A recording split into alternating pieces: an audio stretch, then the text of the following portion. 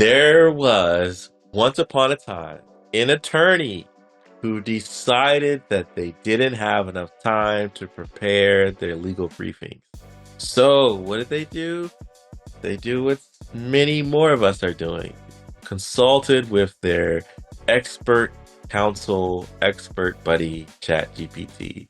Well, this guy was plastered all over the news because the cases that ChatGPT cited didn't actually exist. Thank you for tuning into another episode of While We Were Working. While We Were Working is the show that helps you become a better leader of your small business or small team. As always, I'm Joey Price, founder and president of Jumpstart HR, and couldn't do a show without Sommer, our consulting practice manager. Say hey, Sommer. Hey, Joey. Hey, everyone. Welcome to today's show. We're excited to have you here. Yeah, excited to have you too, as always, right here doing the shows. Let's kind of do a fun sort of quick check-in. You got any summer plans that you're interested in or that you're looking forward to? Oh, man. Glad you asked. Actually, I haven't quite figured out my summer plans, but a while back, I did actually book a cruise that's happening in October, and I spent a couple of days, kind of sorting through the various excursions and making my plan. So while it's after summer, that's going to be how I'm going to celebrate summer, and looking forward to that. But what about you? Well, got to do a family vacation. So we're looking at hitting a beach nearby. And who knows? The rest is yet to be seen. Might be doing a little bit of boating, but we will see. We will see. So fun times ahead. That sounds awesome. Well, we have another amazing show. You want to go ahead and introduce some of the topics that we're talking about today? We got a great episode of topics that you want to pay attention to and not only learn something so that you can get your own opinion, but just see what's out there in the world of HR. So this week in our While We Were Working segment, we're going to tackle the positions of should an employer take a stand on social and political issues. And then the other topic that we have is our favorite here, AI in the workforce. And what are some of the complications that can come from leaning too heavily on AI? So, Summer, go ahead and kick off While We Were Working. Let us transition into that segment. This article was actually in Sure Magazine. So if you get Sure Magazine, this is their summer edition, can also be found online in their news section of their site. And the title of the article is Should Employers Take Positions on Social and Political Issues? Two experts debate the issue. And for those of you who are wondering, and full disclaimer, Summer and I were not the experts in this. So we'll give you some thoughts, feedback, and of course, take it how you will. We're here to inform, not to necessarily sway you one way or the other, although, that might happen in this recap. So there was someone for the affirmative and someone for the negative. Who were the experts that they talked to? The first individual that they spoke to was a HR professional. And, she shared her thoughts and some references in regards to why a company should. And the second individual was also an HR pro, I believe, specifically from the recruiting space.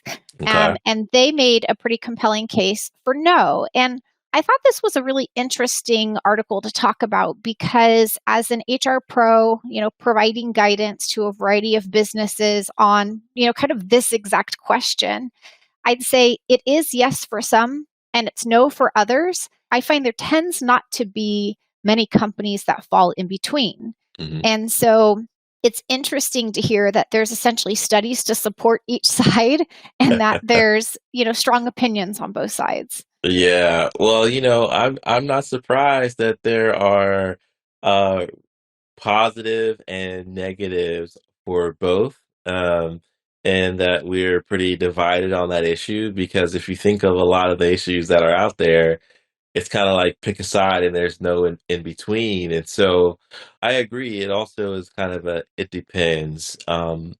because maybe you are, for example, in a government contracting space where you may be in a position where you can't show favoritism or you can't show, you know, strong opinions one way or another that might have to do with a particular administration, how they're conducting, running the government. Or you may be in law, or you may be in some other firm or field where it helps to be at least assumed fair and balanced, or in the center. So, yeah, what are some things that stood out to you in the article? There was quite a few, and I'm going to summarize the segment of the expert who answered yes, yes, employers should take positions. And in summary, there was a survey back in 2019. It was the Gartner study that had over 30,000 people worldwide actually respond. And 87% of employees said businesses should take a position on social issues relevant to their business. And then more recently, there was a 2021 survey by Atlassian, and 61% of millennial respondents said they prefer companies that take a stand on social issues. So when you look at it just from a stat standpoint, there's an overwhelming majority that says, yes, companies should be doing this. But Joey, there was a part of the article that really got me thinking whether I fell on the yes or the no side. And this was the part that really was kind of the aha. And I'm gonna paraphrase it. It says, Okay. it starts with moreover, right? So quoting it, speaking to monumental socio-political and environmental issues becomes more about doing what is necessary than playing it safe. That really resonated with me. And it says, simply put, employers that maintain a myopic position represent nothing more than a building, a product, or a service. Our friends at a company, Fearless, in Baltimore, their tagline is software with the soul. And so when you say something like that, where you are just a building, just a product, that makes me think of them. And you want to, at least in this business climate, in this social, economic, political climate, you want people to know what you stand for because you want to build community around your product, build community around your services, your offerings. And so I'm not saying to go hardcore one way or another, but certainly have some thought and intention around, yeah, what do you believe about certain things? And maybe, there's the owner or management opinion. There can be employee sentiment as well.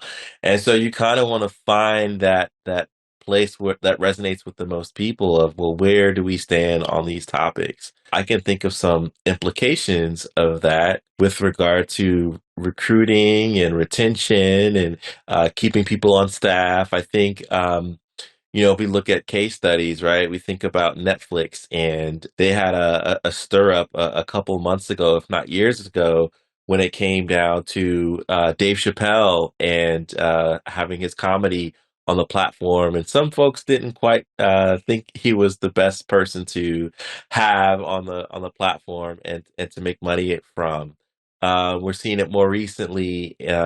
With Target, and they're being in the news for some of the merchandise that's being sold. And so some people with that Target scenario, felt bad that they took a position and then retreated. And then others feel like, why'd you take that position in the first place? Mm-hmm. So it does make doing business a little bit more complicated. But I think if you take a position for the right reasons, you do your research, you're grounded in your position, your team is on board, I think, hope, and believe it'll ultimately work out for you. But yeah, taking a position is, like you said, it's an essential these days. It's really a tough topic because, like anything that is social or political issue, they are always hot topics. And that can present a problem in the workplace or in business if you encounter, others that have a differing of opinion. And I think that's ultimately where companies have previously took a conservative approach because they didn't want to rock the boat. But certainly there's been more pressure and certainly expectation. If you look at the stats from these surveys, there's expectations from employees that companies are going to take a position. And I think I can kind of summarize or kind of wrap up this section of the yes segment by saying that, and this is from the article, that companies can increase their influence in the marketplace by demonstrating to their employees and communities that they have a commitment to inclusion and innovation. And I think as somebody who works with small business owners on both of those initiatives, it really got me thinking about this a little bit differently. And hopefully talking about it has prompted maybe others to think about their position and their approach on this as well. Yeah, I think about the world's greatest basketball player ever. Of course, I'm talking about Michael Jordan. He's famous for saying early on in the 90s when people were concerned about his shoes and maybe whether he would take stands on certain things. He said, Republicans buy sneakers too.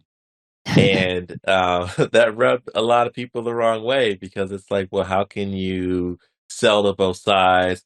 But now I think even just it's evolved beyond him, the person. There's the Jordan brand. If you look at a lot of their philanthropy, it's very clear that they give to causes um, and champion underserved causes, underserved communities, so on and so forth. And I think he's maybe even come closer to the middle as far as like his beliefs and convictions. And so I look to that as an example of maybe people staying on the sidelines in maybe the 90s and early 2000s, but now you've got to get in the game and you've got to have positions. And it's not to necessarily say it's all got to be front page on your website or always actively posting social media. To me, I think it goes back to essentially your values and how you determine deals to pursue, deals not to pursue, people to hire, people not to hire, what causes reprimand, what doesn't cause reprimand, what causes reward, what doesn't cause reward. And so, um, tricky stuff. But if you feel like you'd be going at it alone, there's a good HR company that can help you with all that stuff. I don't want to take up too much time on the yes, but what were your thoughts on the no, and what should people know about not taking stands? Because I want to give both sides. Going back to the article, there was a different HR pro who said, absolutely not. And they referred to a 2021 survey that was published in the Journal of Applied Psychology. And it essentially said that, taking a hardline stance on political or social issues negatively affects a company's recruitment efforts and negatively impacting up to 40% of job seekers. And I will say that in having conversations with small businesses that have had, that have taken this no approach, it is really just not wanting to rock the boat, not wanting to create an environment where anybody on either side of the issue might feel like, they've been put in a position with their employer to have, such a misalignment of opinions. And the HR pro goes on to talk about how there are these negative consequences, how it can impact the workforce and even potentially create a hostile work environment. And the example that they shared, I thought was a great one because it's a situation I think many companies could find them in. And in short, it was described that, if there was an employee who found themselves on, say, the opposite side of a company's position, then they could potentially argue that they were being discriminated against. So think about the situation where you have to discipline a team member for something that actually happened, but the timing of it is not great because maybe they just publicly spoke out against Mhm. that company's position. And so now kind of the optics of that disciplinary action could feel discriminatory. And that's just not a position as a company you want to find yourself in or as an employee. So I think it makes a pretty good argument for why this may be an area to just say like, no, don't take a stance, like don't create more problems. But, as you saw and heard on like kind of the first segment of the show, there's a lot of reasons why. So like what a tough spot to be in and have to make the decision on what's right for your company. Summer, there's so much more to running business and managing than the widgets you sell and the people you bring on board. And this doesn't make it any easier. I go back to sort of what I was saying in the beginning about those groups that really have to not take any stances at all. But really, it boils down to, I think, are you choosing not to take a stance because you want to serve the greatest number of people? You have a ethics or morality clause of some sort in your profession. You have an oath in your profession. You don't believe that you have all of the facts on a certain issue. And I think it's super interesting because it's not just having a position on everything all at once. There are various hot button topics, issues, political stances, you name it, where you've got to have a position or choose to take a measured approach on everything. And so it's very much kind of dependent upon your staff, I think, because some teams, something may be, for example, one group may be very strongly affirmative on gun rights. Another may be very against gun rights as they are today, right? But depending on the demographics of your business, you may not have to deal with all of these various issues to different degrees. So it's really just kind of having a pulse check on your team of, hey, how are people feeling? Is it impacting us? Is it impacting our customer base? Are there certain people who need to hear from us about this topic?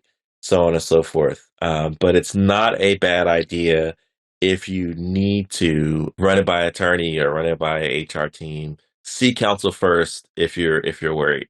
I think that's really solid advice, and it's truly kind of the summarized conversations that we have with business owners when we're trying to decide, should we take a position, should we not, what are the pros, what are the cons, and what do we need to be thinking about in terms of really the impact of doing something versus the Mhm. impact of not doing something. And it's a really hard position to be in. Real quick story before we move on to Consultant's Corner.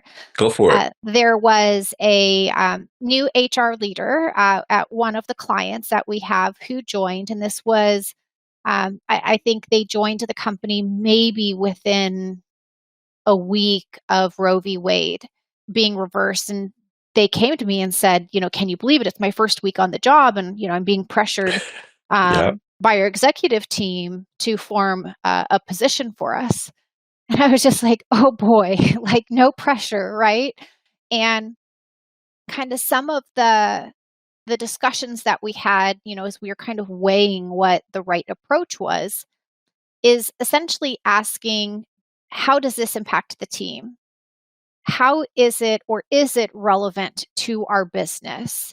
And there was essentially like a happy medium, I think, is where we landed, which is, yes, we're going to approach the topic instead of staying silent, but we're going to approach it more from a not like the company has a position on like what should or shouldn't be happening, but rather, if you're a team member who's impacted as the result of this, we're here to support you. Mhm. So I think, just as we said very early on, every company, I think every situation has to be evaluated on a case by case basis. Case by case. There you go. There's no one size fits all to this. So, all right. Wow. We took quite a bit of time. We're passionate about it, so you're gonna hear it. And truly, if there are other topics that you are curious about that maybe you don't have a lot of time to research and unpack, we love a good article, we love a blog, we love a good case study. So let us know, and we'll tackle it on an upcoming episode of While We Were Working. Let's go ahead and jump into Consultants Corner. And this is where we give you the good, bad, the ugly, and all things in between about being a consultant in the HR industry. And whether you're in the HR field or not, you'll want to know this because it's an insight into what your people are really thinking, what it's like to run HR functions in an organization, and really and truly how to create workplace cultures that you admire and your teams do as well. So we've got a letter that was submitted to us, sort of in reference to a past topic that we covered. And I said this at the top of the show. We mentioned some concerns with using AI in the workplace. Can you elaborate on some of them? And let's set this up with story time, okay? Story time. There was once upon a time an attorney who decided that they didn't have enough time to prepare their legal briefings. So, what did they do? They do what many more of us are doing. Consulted with their expert counsel, expert buddy, ChatGPT, and said, ChatGPT, can you whip up a response to this legal briefing? And can you include case law that supports our position? And of course, ChatGPT said, yes, I've got you, my friend. I'm here for you, whether you're on my free account or my $20 a month. I'm going to take care of you. Well, this guy was plastered all over the news because ChatGPT actually dropped the ball and he didn't catch it. So, how did he drop the ball? How did ChatGPT drop the ball? Well, it's because the cases that ChatGPT cited didn't actually exist. So, and I can't remember if this was like civil or, something like high crimes and misdemeanors or whatever. But this attorney is now sort of the laughing stock of his industry because he basically submitted a book report without checking sources. And so that is one fundamental issue of using ChatGPT. I said on Twitter recently, trust but verify. And if you can't trust it, don't use it. Man, I cannot believe that story, but at the same time, I can because one of the major issues with it is disinformation. So you've presented a very real situation, but something to think about is what happens if people are relying on it for medical advice, right? Everybody goes to Dr. Google, right, when they have symptoms. So imagine the concern with using AI for this, or I know it sounds crazy, emotional support, kind of in Hmm. that same category of medical advice. Somebody's typing in, a situation and wondering, like, what should I do? Right? This is not a perfect model. So Hmm. I think just the disinformation is one of the largest concerns that I think everybody needs to be aware of. In the HR space, I'm always thinking about bias, right? These are, tools that are essentially being trained to make decisions. And talking about stories, I know we're kind of short on time. One of the situations that I had read about and kind of, researching more of this topic and wanting to become more familiar with what's happened in the past so we can try to avoid those in the future is that, there's AI tools that have made unfair decisions for certain groups of people. And a couple years back, Amazon was actually creating a hiring algorithm, and their tool that they were experimenting with actually rated applicants from 1 to 5 stars. And it was found that it was biased. It didn't evaluate technical and development jobs in a gender neutral manner, and it was biased towards women. And this is a prime, pun intended, example of where these tools are not perfect. They have a bias, and we need to be aware of it so that we can train them better and not allow them to execute decisions that could be problematic. In short, Amazon retired the tool in 2017. There just wasn't enough leadership support that they could get it to where it needed to be.